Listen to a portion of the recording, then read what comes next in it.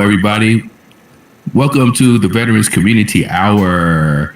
I'm your host, Cliffy Cliff, right here on JHM Radio. Thank you all for tuning in to today's show. Make sure that you share and like the Facebook page, JHM Radio, as well as the Veterans Community Hour talk show right here on JHM Radio. We got a good show for you today. We are going to talk about health and fitness. And as everybody knows, each month I do a health and fitness segment, and today is the day. So thank you all for tuning in. You're going to get some great information. Captain Stephanie Lincoln is my guest, and she is the owner and CEO of Fire Team Whiskey, which is a military and first responders organization that gives out great health and fitness information for those types of people. First responders are very important, and we all know the military is very, very important, and we need to stay in shape. So she is gracious enough to join us here on today's show. Thank you for being here, Captain Lincoln. Thank you, Cliff. I'm so excited to talk about what we're talking about today because we've got some awesome information for those of us who are still wearing the uniform, but also those of us who aren't wearing the uniform anymore, but still like to know that we're keeping up with our military standards. So we're going to be talking about the brand new Army Combat Fitness Test today and how we're going to get ready for that. Right. And we're also going to be discussing the differences between the old test and the new test, as well as sharing some information about fat, healthy diets. And of course, you're going to have a great recipe to share with everyone, right? Yes, as always. Yeah, we're going to talk about how eating fat actually doesn't make you fat. Hello, everybody. So that might actually surprise some people. That is an interesting concept. How eating fat doesn't make you fat. Right. So we'll get into the details of the science behind that because I'm a big geek and I like to talk about science. All right. Well, I'm looking forward to having that conversation. Let's get started with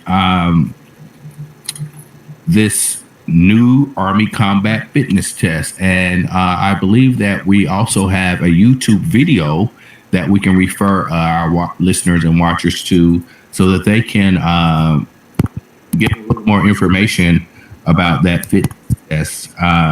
Now, you and I are veterans, and we served our country honorably with integrity and pride. And we took pride in our physical fitness. We took pride in that PT test score. We worked hard at meeting those standards. Now they've come up with a new one. So let's talk a little bit about this new Army Combat Fitness Test. Well, first I have to ask you, what did you score on your PT test when you were in Sergeant Cliff? Well, I don't recall what I scored, but I was outstanding soldier. I got out of 30 years ago. So, so when you were in, though, you did the standard, the push-ups, the sit-ups. I did the push-ups, the sit-ups, and the run, the 2 mile run, and I was an overachiever. I'll just say that. But as far as my exact score, I don't recall that.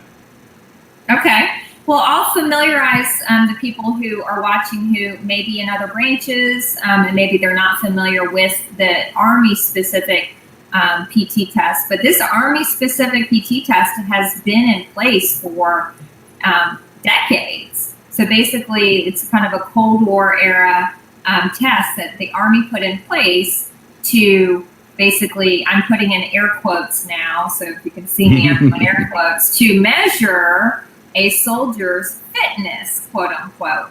Right. So you can kind of see my opinion about this current test, the old test. And they're rolling out this brand new test next year. And they've rolled out some videos about it and some guidance. So we're actually able to start preparing for it now.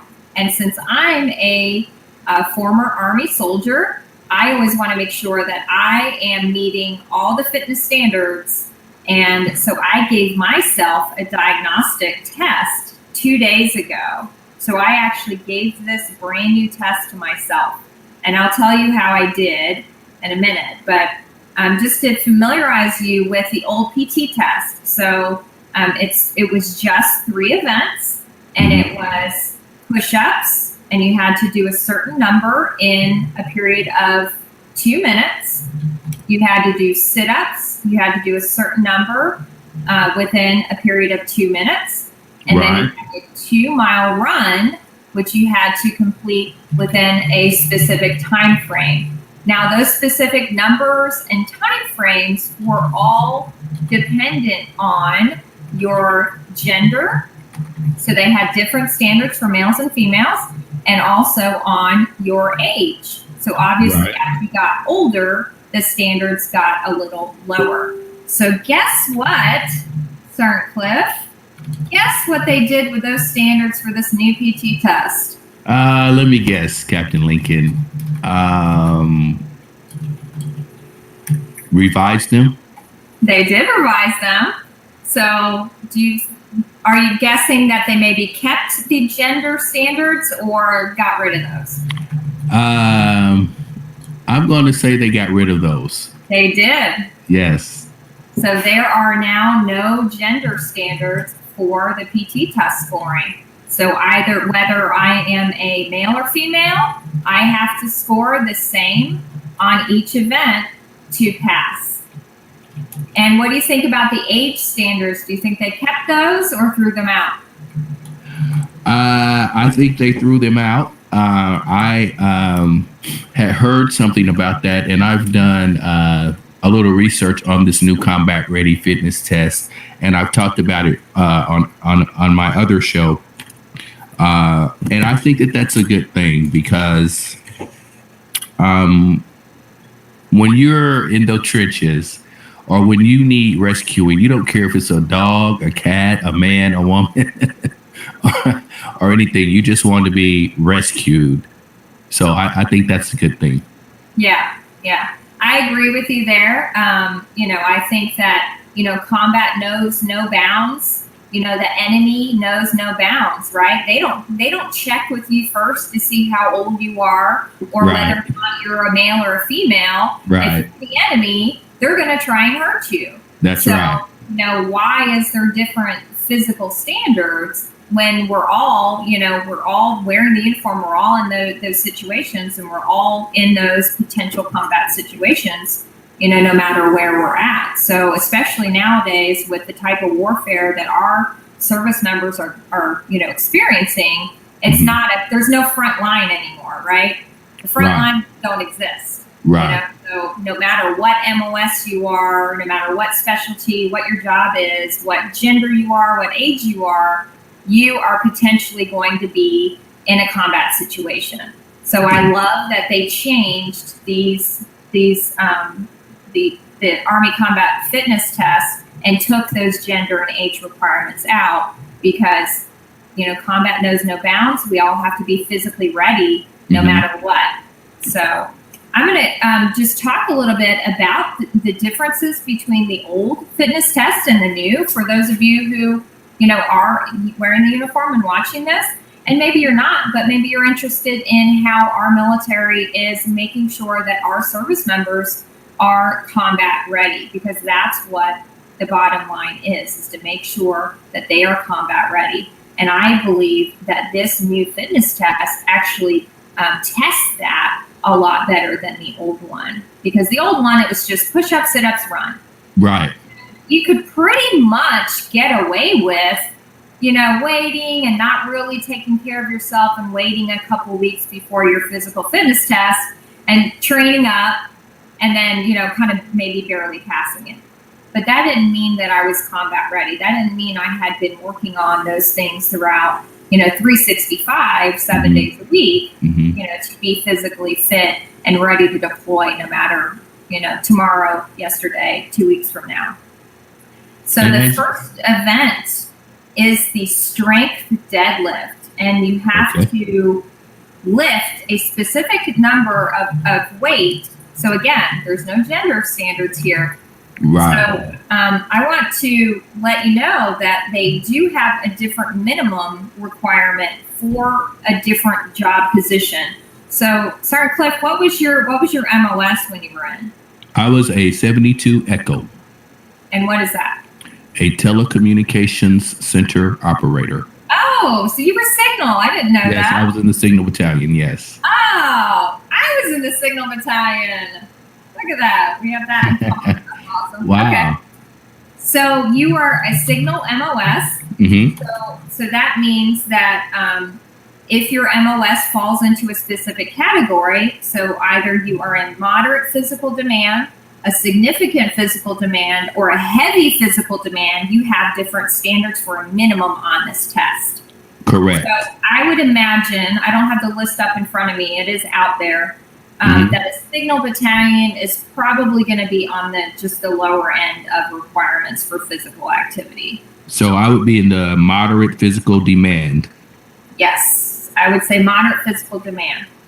But I'll have to check up on that. But I'm guessing that would be that MOS. So the moderate physical demand, the minimum that you would have to lift to pass would be 140 pounds, which is considerable for some people. Now, we all know that Sergeant Cliff is pretty fit because he's got muscles and he looks like he takes care of himself. And he's always eating healthy things when I see him on this podcast. So he looks like he can handle it. I'm trying, Captain Lincoln. I'm trying. So that should be fairly easy for you. I mean, I'm sure you deadlift 140 pounds, right? Yes. But for someone like me, you know, I weigh 120 pounds. So for me to lift 140 pounds, that's something that I have to actually work on. Right. And I gave myself a diagnostic a couple of days ago, and it was, you know, I passed it. It's difficult, and you have to raise it 3 times consecutively. So it's not just once and then like go take a break and come back and go do it. You have to do it 3 times consecutively. Okay. So for the moderate MOSs, you would have to lift 160 pounds. And then for the heavy, so this would be like 11 Bravos infantry. Right. Infantry. They have to lift 190 pounds. So that's just to pass. So we're not talking about exceeding the standards. Right. So the next event is called a standing power throw. And now, standing power throw, I guess that could be something like maybe like a shot put type of thing. It's kind of like that. Yeah. A track and field athlete. Right. And then also remember that they're trying to equate these behaviors, these movements, this type of physical fitness with a combat behavior. So let's back up and go to the deadlift. So for a deadlift, can you think of something that you would do in combat where you would have to lift something very heavy? Yes, you're a fellow soldier. Exactly. They want to make sure that you can help, you know, assist maybe an injured service member. Your battle buddy went down, and you've got to kind of lift them and get them, you know, maybe into an ambulance, right? Right. So I'm 120 pounds, but maybe my battle buddy weighs 220. Right. So I need to be able to at least lift half that load. Exactly. And according to this new combat ready fitness test, you need to definitely be able to lift the required weight to stay on active duty. Now I don't know what the ramifications are for a failed PT test or how many times that you get to pass the test, but I think that this new PT test, and we have a comment from Kent Smith as well, who's watching. Thanks for tuning in, Kent. But I think this new PT test is exactly what you said, Captain Lincoln. It is a better assessment of what type of shape our soldiers are in. and what's going to be required for them to stay combat ready. Yeah. Kent Smith said, finally, a real change, and there should be an age difference in age. That's his opinion. He thinks there should be a little cushion there for people, with their age, and I can understand that as well, because if you've been if you're a 20-year soldier, you went in when you were 19, now you're 49. Yeah, you know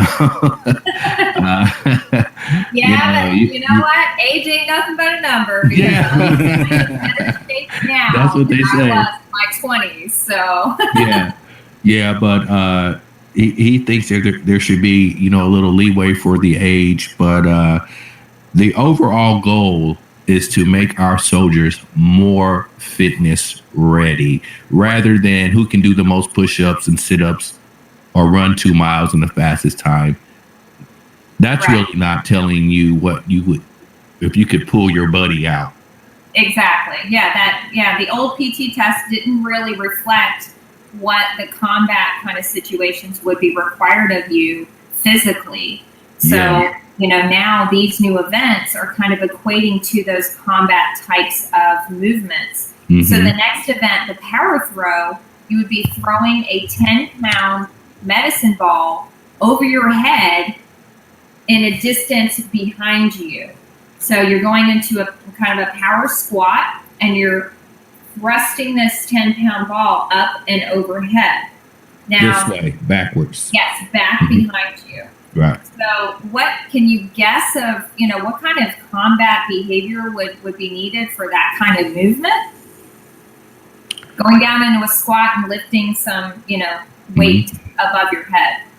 Again, getting your buddy out, getting your or lifting lifting for signal soldiers, maybe lifting, God forbid, a whole generator, but you remember those generators on the back of the Deuce and a Half, I'm sure. Oh, yeah. But maybe lifting a piece of equipment. You don't want to hurt your back, so you have to squat down. We did have those heavy teletypewriters. Or maybe lifting a fellow soldier as well. Maybe lifting some cable. There's a lot of situations where a signal soldier would have to be able to lift something above their head. Yes. Yeah, so if you think about it, this is all about lifting overhead. So maybe you're helping your buddy launch over a fence or a wall that you're running away from the enemy. You've got to get up over this wall, so you're helping them get over. Maybe you're handing ammo cans over a barrier, Right. So there's a lot of movements where we would need to bring heavy equipment overhead, right, or people. Yes. So that's the equivalency here with this one. The next one is now we're back to kind of the old school move, a push-up, but it's a hand release push-up. So you actually come all the way down to the floor, release your hands off the ground, and then push yourself back up to an extended arm position. So can you think of a combat-related movement where you would need to kind of push your own body weight up off the floor, all the way from laying down on your chest?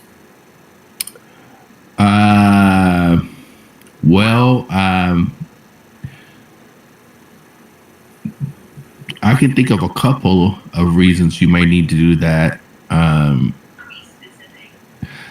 Something specific. Let's say you're in the trenches and you need to stay low without being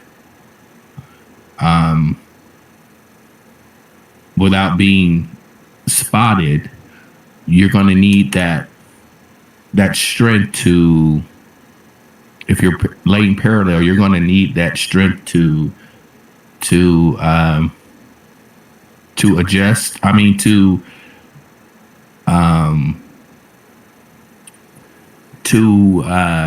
not be spotted if you're being fired at. You really need to have some kind of some kind of strength to go up and down in a lateral position, in a parallel position. And LaRon also says he can think of one. What's that? Well, I just feel like with so much equipment, like you just need to be able to quickly get yourself up for any reason if you fall all the way on the ground. I mean, that's exactly. Yeah, because think about all that equipment that you're wearing weighs from, anywhere from 40 to 60 pounds, depending on what you're carrying. If you're carrying, a couple weapons, maybe you're carrying the saw, maybe you're carrying some ammo. You have a lot of equipment on you, and it weighs a lot. And so, if you get fired upon, and you immediately hit the deck, right? Or I'm used to hit the deck. You go all the way down to the ground and get a profile. Well, then now you need to move. Now you need to get back up, right? To get to cover, right? So now you got to get yourself back up with all that equipment on very quickly and run to where you need to go. So that's kind of the purpose behind that is you hit the ground low and then you're able to have the strength to launch yourself back up, get yourself up quickly and move to where you need to go for safety. Right. If you're being fired upon, you might need to hit the deck immediately. Yeah. And you really do need to have the strength to either crawl in that position with equipment on, staying low, and then having this strength to pop back up to run when the coast is clear. Yes, exactly. All right, so the next event, this is one of my favorite ones because I think it really is probably the best, the best fitness test that you can have for a combat situation. So this is called the sprint drag carry, and it's pretty much like 3 or 4 events all rolled into one.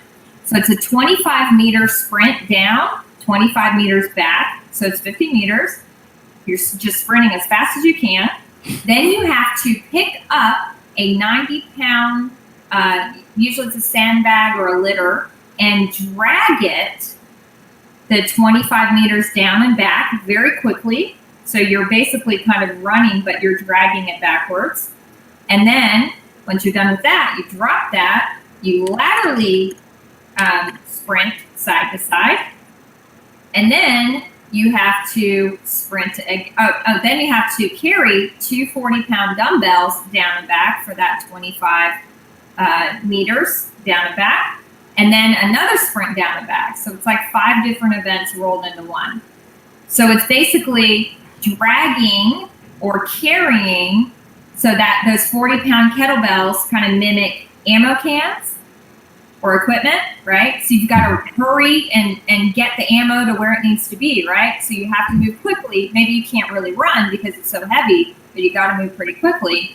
And then also grabbing onto something and dragging it, a heavy load would be mimicking maybe dragging an injured soldier to safety, right? Mm-hmm. So I love this event because it really emphasizes those kind of combat-related behaviors. Okay, thank you for tuning in, everyone, today. Thank you, Paula Williamson, for tuning in as well. Minister Rosetta Lawson, thank you also for tuning in. Paula Williamson says that this is good information, and thank you for that comment because Captain Lincoln really works hard in her profession and bringing health and fitness information to veterans and first responders. So I'm sure she appreciates that acknowledgement. Now we're going to take a quick break, and when we come back, we're going to bring up the video that's actually showing some of these new combat ready fitness activities that we have just described. So stay tuned to the Veterans Community Hour here on JHM Radio. We'll be right back.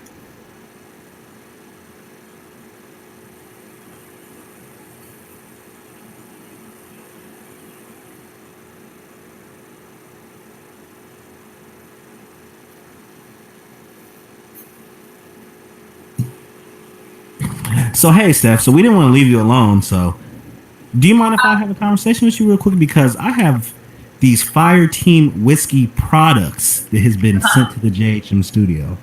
Yes. Right now in my hand, I have this the special op shake, which I want to get to, but I want to talk about some of these bars. Now, I don't have the wrapper in front of me because I devoured it yesterday and I didn't save them. But can you tell me, because I had a delicious peanut butter Can you just tell me what this peanut butter thing was that was so good that I'm gonna be getting some more from Cliff as soon as the show is over? Yeah, so that we have right now we have 2 traditional protein bars, but the difference between our protein bars and most of the other bars on the market is that our bars are baked. So most of the protein bars, like the Power bars and the Gatorade bars, they're not actual food. They're not baked in an oven. So that's why our bars are so, they're almost taste like cake. They're moist. They're Yeah, it was moist and just, to me, it tastes like something that I would get that would not be very healthy for me. Exactly. But it's only 7 net carbs and 5 grams of sugar, which is way lower than pretty much every single protein bar on the market. And then the other bar, the keto bar, is my baby, and it is actually made out of coconut oil. So it has 17 grams of healthy fat in the form of coconut oil in it, which coconut oil, there's just tons, hundreds and hundreds and hundreds of research papers out there that show the benefits of having coconut oil in your diet because it's a really healthy fat. Now, I want to know if someone wanted to go about getting their hands on some of this. And I know your branding says it's for military and first responders, but I would think anyone who would like a delicious, healthy, it seems like it's good for anyone. Oh yeah, absolutely. Yeah, our products are available to the public. Our programs, our 30-day fitness and health programs, are available to the public. When we were piloting, we only offered them to military members and first responders. But now anybody can purchase them and anybody can do our programs. And can they find this? Is it the Fireteam Whiskey website? Is there a store within there? Can you just let the people know where they can go ahead and check it out and purchase it for themselves? So, yes, go to fireteamwhiskey.com and then you will see a button at the top that says store. But you'll also see our enlistment options. So if you're going to join our fire team and you want to do our health and fitness programs, then you would need to hit the button Enlist Now and learn about all of our 30-day health and fitness programs where you get an actual health coach who is a certified personal trainer, a health coach, and a military veteran. We put you on a nutrition plan that's personalized. You get your supplements, your bars and shakes, and you get 30 days of workouts that require no equipment and no commute to a gym. So it's all stuff you can do anywhere. I have people doing our program in Iraq. I have people doing our program on Navy ships, and I have military or police, a whole squad of police members here in my town who are doing the workouts out in the parking lot by their squad cars in the morning. All right. Well, we appreciate that information. Also, we're going to leave it in the chat so you all can take a look at the products made by Stephanie and Fireteam Whiskey. I tell you from experience right now, and I wish I had the empty wrappers to show you guys. I'm not just saying this. It's delicious. I can show you some bars. I got them. Yeah, if you can put the bars on the screen just so they see, oh, look, hey, if you can go ahead and put my name on that and put that in the mail, JHM Radio would appreciate that. But it's delicious, guys, no joke. And I also have her shake I'm going to try later. So check out the products for Fireteam Whiskey. We appreciate her coming on and letting us taste some of these great products. So we're going to send it back to Cliff in the studio, and we're going to show you this quick video about some of these new procedures going on with the Army and fitness training test. Let me go ahead and get this queued up. Let me get Cliff back in the studio. You guys are listening to the Veterans Community Hour here on JHM Radio. Okay, welcome back to the show, ladies and gentlemen. And during the commercial break, LaRon was talking to Captain Lincoln about her outstanding products. She has her own food line, Fireteam Whiskey. She has healthy shakes as well as nutritious keto bars and energy bars and things like that. And she has her website, and we would encourage all of you to try these out. They are very, very good. And I mean, they're the best thing out here because, you know, we've all tried the healthy bars and the snack bars and all that. Well, her bars are so good and the ingredients are so pure. They're oven baked and they just melt in your mouth. They're absolutely delicious. So we're going to be sharing that information on how you can order some of those products from Captain Lincoln and the Fire Team Whiskey food line, so that you all can have a great experience and eat healthy and nutrition while you're getting fit and trying to lose weight. So, shout out Captain Lincoln. You have a wonderful product, and I really appreciate you supporting the Veterans Community Hour. Yes, thank you so much. All right, now we're about to get into this video. We got a lot to cover in a few minutes to do it.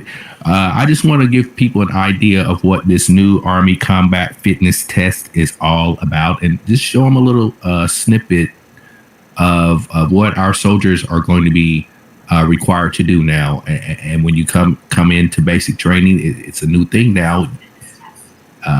It's not the running, push-ups, and sit-ups anymore. It's all of these items we talked about, and we still got a couple of more items to talk about too. The leg tuck reps, as well as the standby 2-mile run.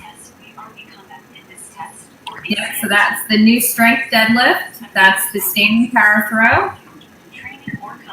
That is the new hand release push-up. That's the sprint drag carry.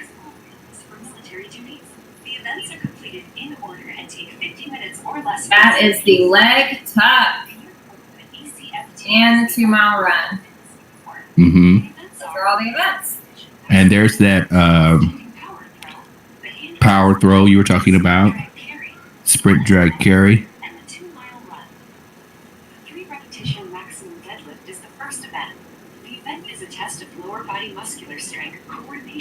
That's the leg tuck. And of course, the standby 2-mile run. Yep.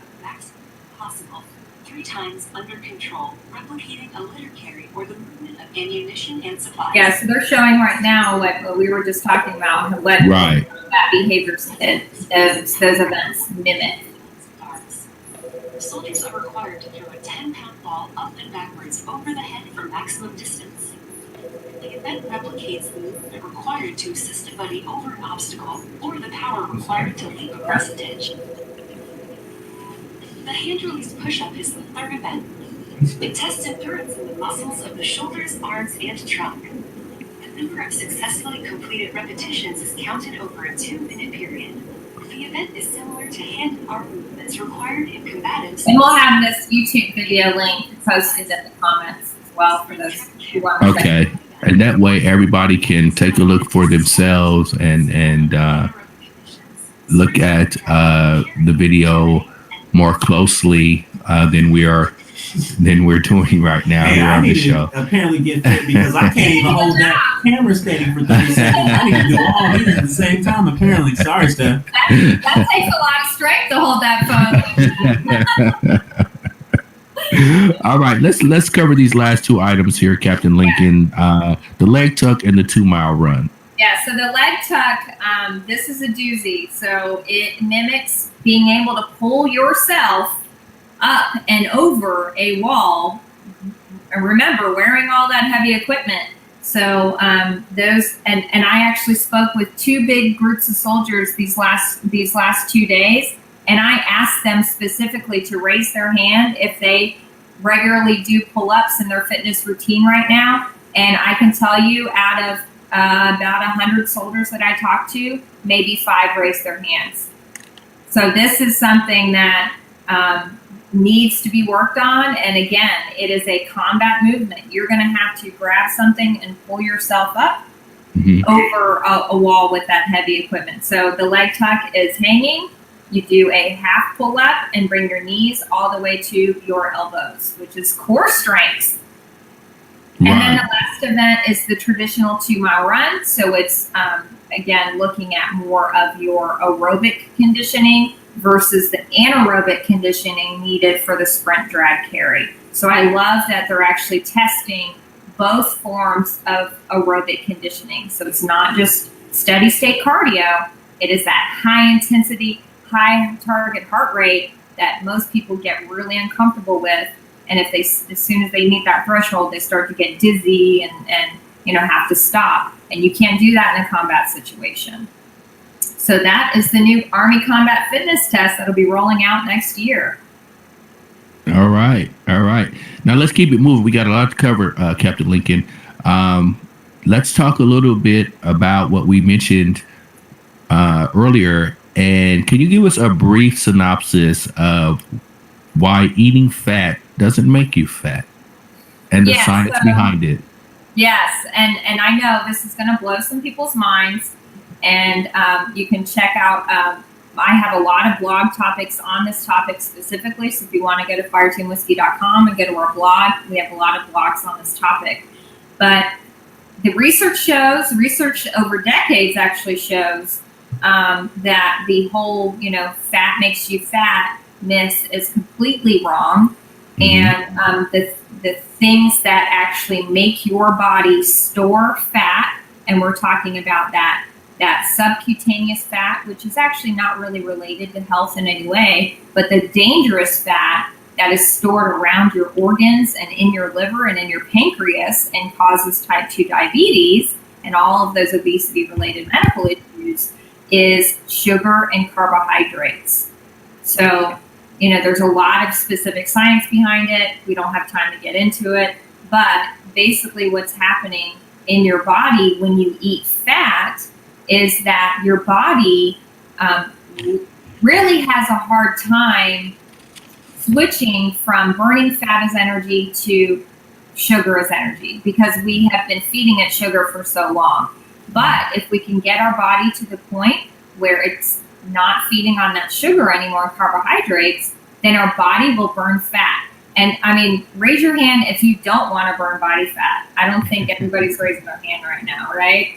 We all want to burn body fat. That's why our bodies store fat, guys, is because it's saving that energy for later. But when you're continually feeding yourself sugar and carbohydrates, your body is never burning fat. Did you know that you cannot burn both at the same time? No. It's physically impossible. Either your body is burning sugar or your body is burning fat. Wow. So you can't do both at the same time. That's very interesting because we know that sugar is fat. And if you're burning said fat, you would think that it would encompass all of the fat in your body, whether it's sugar or fat or any kind of carbohydrate or whatever that's causing you to gain weight. Right. So what's happening in the body is that, your cells are, they're pretty tiny, right? And they can only take in so much carbohydrates and sugars. Mm-hmm. And when they get full, which they get full really quickly, then all of those extra carbohydrates and sugar are stored as fat. Mm-hmm. And so your body has plenty, and it stores plenty of blood sugar in the liver and in the cells to to feed itself. Basically, and for most people, and just like having a salad alone is enough glucose to get you through the day. Mm-hmm. But we know more people eat a lot more than that, a lot more carbohydrates and sugar. So all of that's just being stored as fat. So as long as you continue to feed yourself carbohydrates, then your body never goes into store fat mode. But when you go out of that and you stop feeding yourself sugar and your body's looking for energy, but there's no sugar there, then what does it turn to? It has to turn to fat. Right. Right? Mm-hmm. So that's why eating fat does not store fat. Eating fat is not broken down and stored as fat. Eating fat is actually processed in a different way by the body. So there's a lot of science behind it. I won't get too technical here, but add some healthy fats to your diet. So I'm talking about healthy fats. I'm not talking about trans fats and fried foods. I'm talking about avocados and coconut oil and olive oil and nuts and seeds. So those kinds of things. Fatty fish. We encourage you to introduce in your diet and not be afraid that if I eat this, it's going to make me fat. It's the stuff that has the carbohydrates in it that is actually making your body store fat. Well, Captain Lincoln, I thank you so much for being a contributor and a sponsor of this show, the Veterans Community Hour. You bring some really good information on health and fitness and dieting to the show for our audience to learn from. So thank you so much for what you're doing. Now, I want to get into our recipe of the month. We have a little time left. We've talked about sugars and carbs and fats and of course, all of those items are absorbed in the body through your nutrition, through what you're eating. So let's give the audience a great recipe that is healthy, low carb, low fat, and at the same time delicious. Yeah, and we'll also post a link to this recipe. It's on my Fire Team Whiskey blog website. So if you go to my Fire Team Whiskey website and go to blog, this recipe is probably the first one on there because it's the newest one. So we talked about adding healthy fats. Well, what better way to eat fat is in some guacamole, right? Who doesn't love guacamole? And that's made out of a healthy fat, which is avocados. Okay. Problem is, people, when they eat guacamole, they eat it with chips, right? And that's carbohydrates. And there's a guacamole burger. Yeah. Several restaurants. And we do have a recipe for a low carb bun on our website too. So, so this is a recipe for some guacamole. So it's a basic recipe, but the fun part about it is that you can do low carb tortilla chips. So the recipe here is your chips are made out of almond flour, which is a nut, another healthy fat, just with some seasoning and a little bit of egg and mozzarella cheese to kind of make it doughy and keep it all together. And basically you just bake it on a parchment sheet. You cut it up into little triangles, bake it in a parchment sheet, pat it dry, let it cool, and you have your low carb chips that you can eat all the guacamole you want. And if you're eating fats and not carbs, then you're able to have your body go into burn fat mode, which is what we all want. So we post a link to this recipe on the show notes so you can check it out. All right. And that is a low fat recipe, by the way, with just 220 calories, 18 grams of fat, 8 grams of total carbs. Low carb recipe, not low fat. Yeah. Low carb recipe, 18 grams of fat, total carbs are just 8 grams, net carbs are 4 grams. Good fiber at 4 grams, 1 gram of sugar, and 10 grams of protein. Well, we are wrapping up this week's show. Thank you again, Captain Lincoln, for contributing to the Veterans Community Hour here on JHM Radio. I look forward to seeing you next month.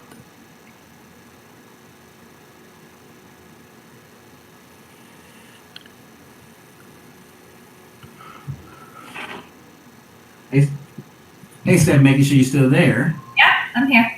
Hey, we might have just a slight audio outage, but we thank you all for listening to the Veterans Community Hour here.